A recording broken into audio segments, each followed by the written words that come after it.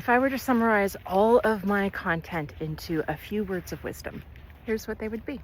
The most important feature of a healthy diet is whether or not that diet supplied your body with the nutrients it needs.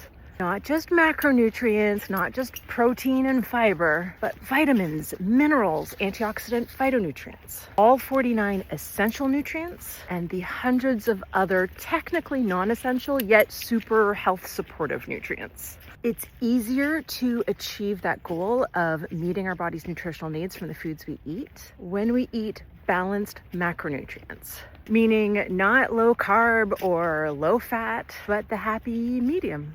And not every food we eat needs to supply nutrients. Some can be empty calories, what I think of as quality of life foods. In fact, intentionally making room in our overall healthy diets for those foods that maybe don't have a lot to offer nutrition-wise, but just supply joy. Instead of thinking of those as cheat foods or indulgences, think of them as essential tools for consistency. And that mindset shift helps us get away from diet mentality, which is terrible and sets us up to fail.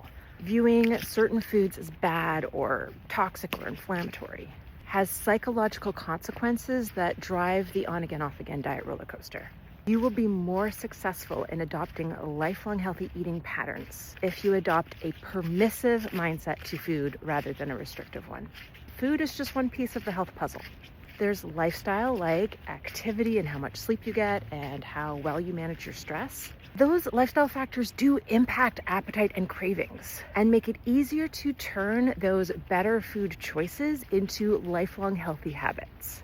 But all of that, diet, lifestyle, and health-related behaviors like whether or not you smoke or drink, only accounts for 40 to 50% of health outcomes. But understanding that there are inputs to the health equation that are outside of our control, like genetics, age, social determinants of health, helps us both get out of that guilt-blame cycle and helps us get away from healthism.